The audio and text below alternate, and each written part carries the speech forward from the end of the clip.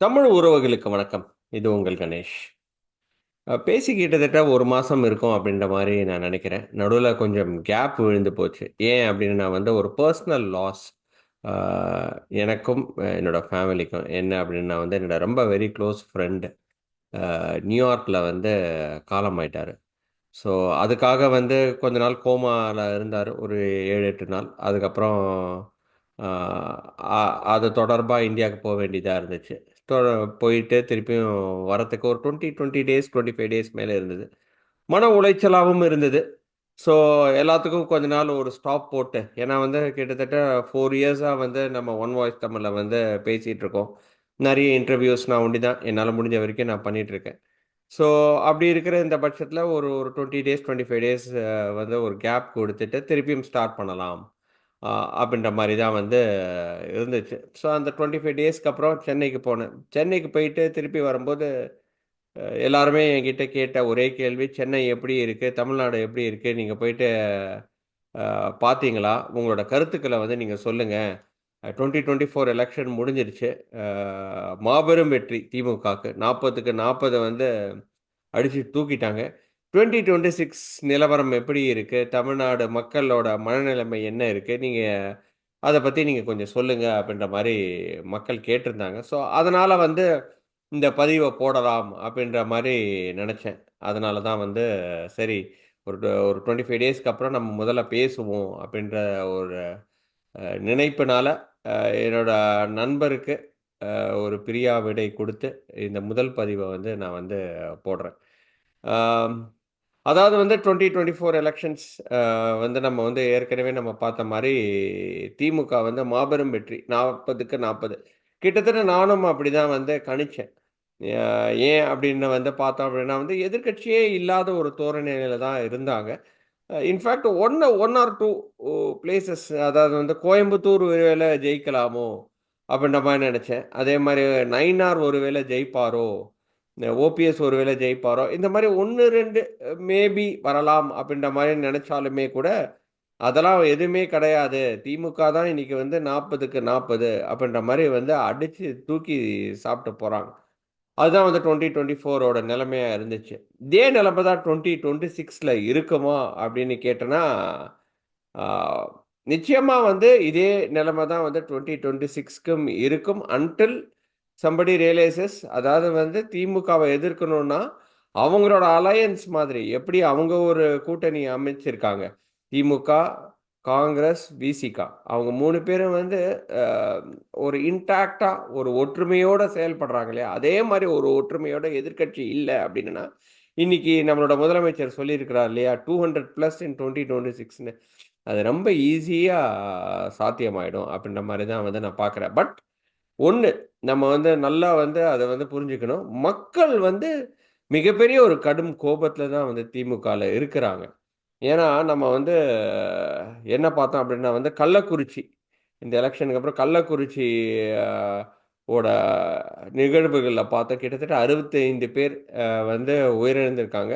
நெறைய பேருக்கு இன்னும் வந்து உடல் வழியா பாதிப்பு, கண்ணு தெரியாம போயிருக்கு. அதெல்லாம் வந்து நம்ம வந்து கணக்கிலே எடுத்துக்காம ஒன்லி டெத்ஸ் அப்படின்னு பார்த்தோன்னா, 65 பேர் வந்து இறந்திருக்கிறாங்க. அது 65ஆ இல்லாட்டா அதுக்கு ஜாஸ்தியான்னு இன்னும் நமக்கு தெரியாது. பட் நமக்கு குடுத்திருக்கிற கணக்குன்னு அப்படின்னு பார்த்தோன்னா, 65 பேர் வந்து இறந்திருக்கிறாங்க. அப்படின்ற மாரி தான் வந்து நம்ம பார்க்க வேண்டியதா இருக்கு.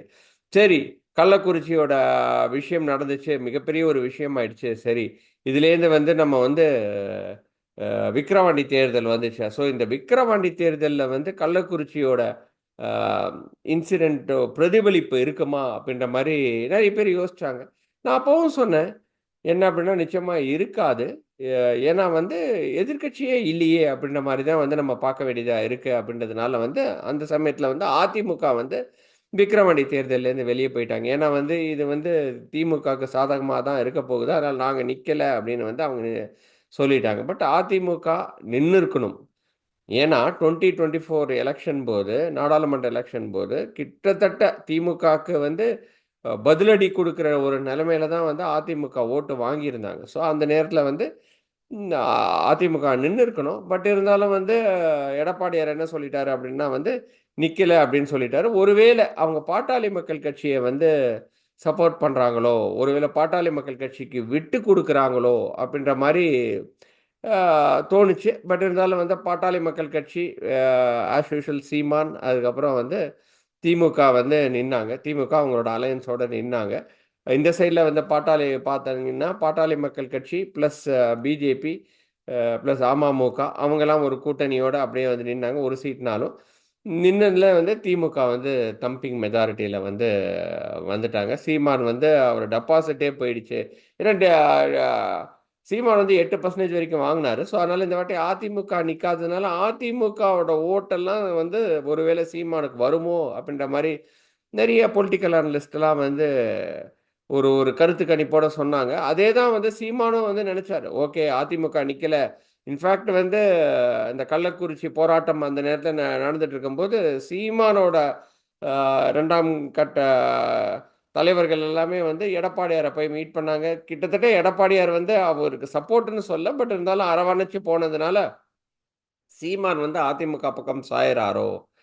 அது வந்து 2026 நோக்கி போகுதோ! இந்த வாட்டி வந்து விக்கிரவாண்டி தேர்தல்ல வந்து அ அதிமுக வந்து சீமான சப்போர்ட் பண்றாங்களோ! அப்பிடின்ற ஒரு நிகழ்வுகள்லாம் இருந்துச்சு. அதே சமயத்தில விஜயும் உள்ள வராரு அப்பிடின்னும்போது, விஜயோட இந்த சப்போர்ட் யாருக்கு இருக்கும் அப்பிடின்னு பார்க்கும்போது, விஜய் யாருக்குமே சப்போர்ட் இல்லாம நான் வந்து நடுநிலைமை அப்பிடின்றமாரி சொல்லிட்டாரு. ஸோ, விக்கிரவாண்டி தேர்தல்ல வந்து திமுக திருப்பியும் மிகப்பெரிய ஒரு வெற்றி அமைச்சாங்க. இப்படி கடந்து போயிட்டுருக்கிற ஒரு நேரத்தில தான் வந்து ஆம்ஸ்ட்ராங்கோட மரணமும் நடக்குது. ஆம்ஸ்ட்ராங்கோட கொலை பகுஜன் சமாஜ்வாதி பார்ட்டி தமிழ்நாடுல இருக்கிற மாநில தலைவர் வந்து மிஸ்டர் ஆம்ஸ்ட்ராங். அவரோட படுகொலை நடக்குது. அம் படுகொலை நடந்த உடனே அது வந்து இன்னும் இன்வெஸ்டிகேஷன் போய்க்கிட்டு தான் இருக்கு. நெறைய பேர் வந்து சொல்றாங்க அஸ்வத்தாமன் இப்படி அதாவது வந்து கணக்கே இல்லாம அது பாட்டுக்கு போய்க்கிட்டே இருக்கு. பட் இருந்தாலும் வந்து அது சிபிஐக்கு மாத்தணும் அப்படின்னாங்க. பட் இருந்தாலும் தமிழ்நாடு போலீஸ் வந்து ஒரு ஒரு ஒரு நல்ல ஒரு என்ன சொல்றது? அது தன்னோட கையில எடுத்து இன்வெஸ்டிகேஷன் பண்ணிட்டு இருக்காங்க. ஒரு எக்ஸலன்ட் இன்வெஸ்டிகேஷனா போயிட்டு இருக்கு. அ ஐ திங்க் ஒரு பாட்டம் யாரு குற்றவாளி அப்படின்னு பக்கத்துல நெருங்கிட்டாங்க அப்படின்ற மாரி தான் நம்ம வந்து பார்க்க வேண்டியதா இருக்குது. இதே நேரத்தில வந்து நம்ம வந்து பார்த்தோம் அப்படின்னா வந்து சோஷியல் லைஃப்ல நம்ம வந்து பார்த்தோம்னா, எலக்ட்ரிசிட்டி பிரைஸ் டாரிஃப் வந்து அ ரொம்ப ஜாஸ்தி ஆயிடுச்சு. கொஞ்சம் இருக்கிறத விட இன்னைக்கு வந்து ஜாஸ்தி பண்ணி விட்டுட்டாங்க தமிழ்நாடு கவர்மெண்ட். அதே மாரி தமிழ் புதல்வன் அப்படின்னு சொல்லி ஒரு புதிய ஸ்கீம வந்து அம் நம்மளோட முதலமைச்சர் வந்து இன்ட்ரோடியூஸ் பண்ணியிருக்கிறாரு. ஸோ இதெல்லாம் வந்து நிகழ்வுகள். 2024 டூ இன்னைக்கு வரைக்கும் வந்து நிகழ்வுகள். இந்த நிகழ்வுகள்ல நம்ம வந்து பார்த்தோம் அப்படின்னா வந்து, திமுக வந்து ஒரு ஸ்டெப் ஃபார்வர்ட்ல தான் இருக்கிறாங்க அப்படின்றது வந்து நமக்கு தெளிவா தெரியுது. ஆனா மக்களோட கோபம் வந்து மிகப்பெரிய அளவுல இருக்கு அப்படின்றது வந்து எந்த ஒரு மாற்று கருத்துமே கிடையாது.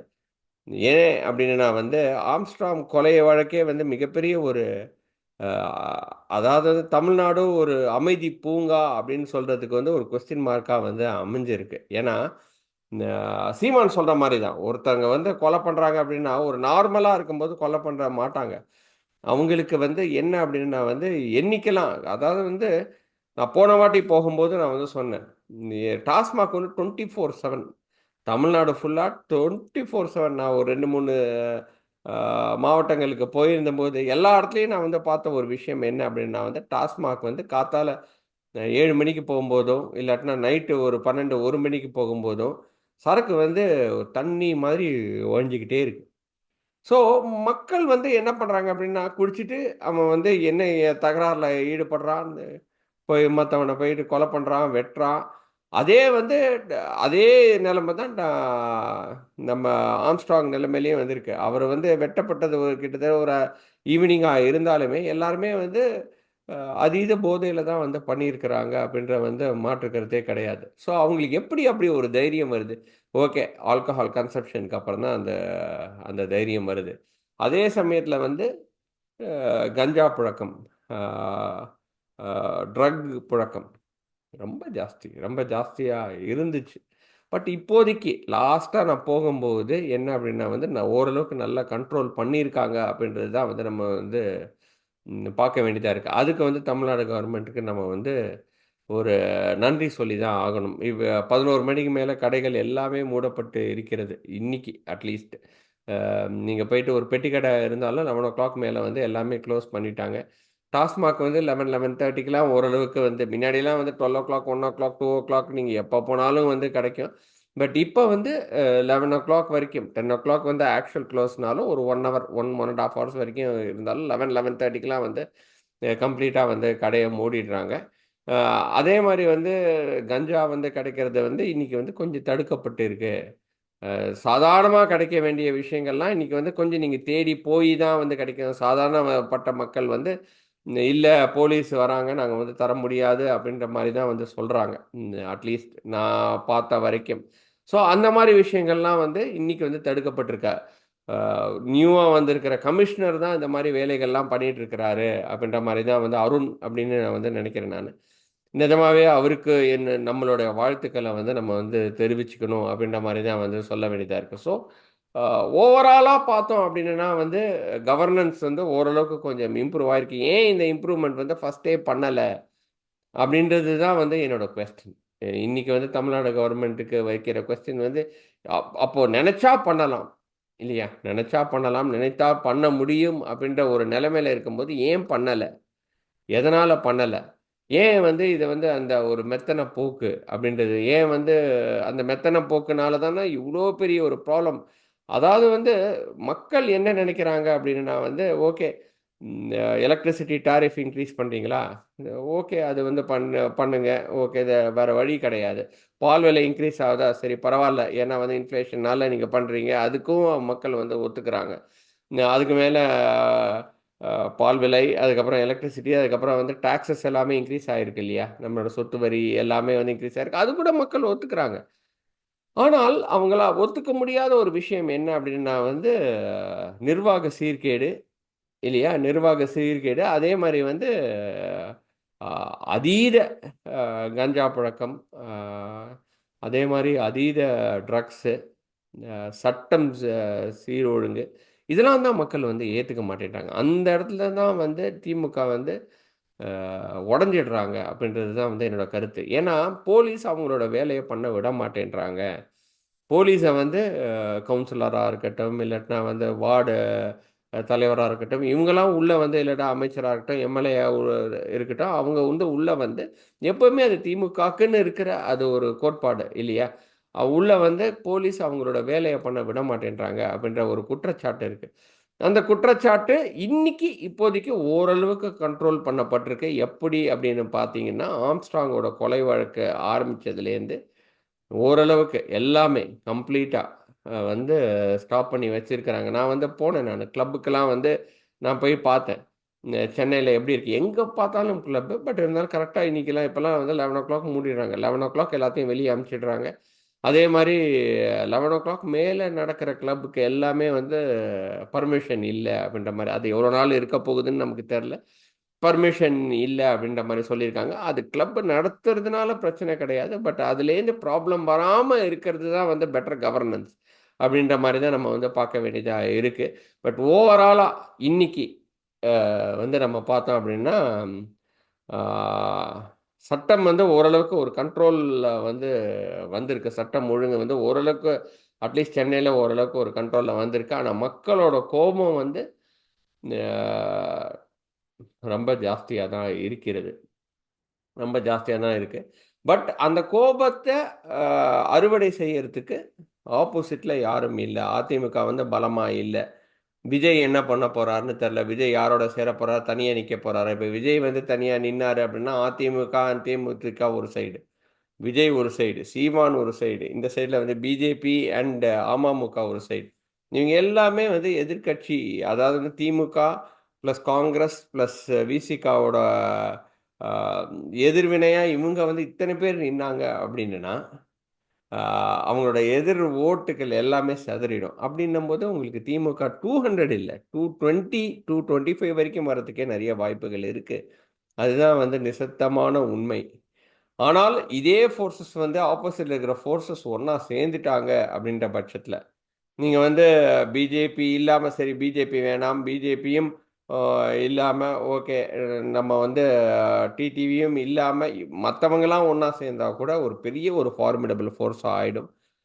அப்ப நான் வந்து திமுகவுக்கு ஒரு பெரிய நெருக்கடி உருவாகுறதுக்கு நெறைய வாய்ப்புகள் உண்டு. அது இல்லாத வரைக்கும் திமுகவோட அ திமுகவோட ஆட்சிய யாருமே வந்து ஒண்ணுமே பண்ண முடியாது.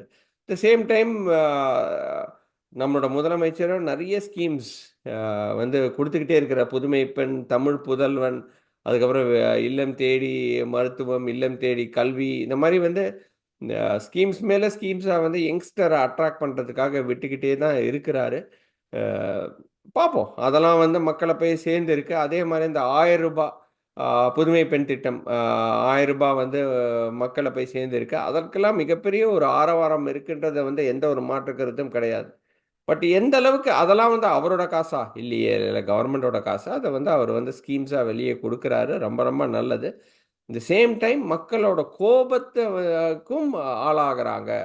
அத கண்ட்ரோல் பண்ணா திமுக வந்து அசைக்கவே முடியாது. பட் இருந்தாலும் அவங்க ஸ்ட்ரக்சரே அப்படிதான் இருக்கு. அதாவது வந்து அத கேள்வி கேட்க முடியாத ஒரு நிலைமையில தான் மிஸ்டர் ஸ்டாலின் இருக்கிறாரோ அப்படின்ற ஒரு சந்தேகத்தினால தான் மக்கள் இன்னும் கோவமா தான் இருக்கிறாங்க.